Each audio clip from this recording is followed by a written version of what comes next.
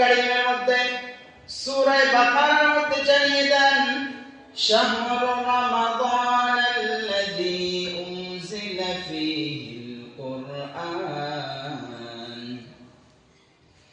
হুদাল লিন-নাসি ওয়া বাইয়িনাতিন মিনাল হুদা ওয়াল ফুরকান।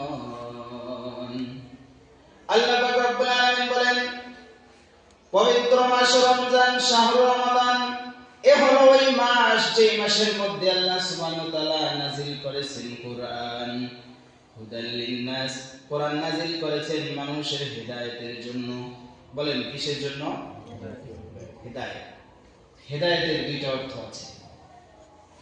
হিদায়াত পাওয়ার অর্থ হচ্ছে আল্লাহ সুবহানাহু ওয়া তাআলা আমাদেরকে এমন একটা পথ, এমন একটা রাস্তা দেখিয়ে দিতে চান যে রাস্তায়, যে পথে চললে আমরা শয়তানের পথে পরিচালিত হব না, বরং জান্নাতের পথে পরিচালিত হব। বলেন সুবহানাল্লাহ।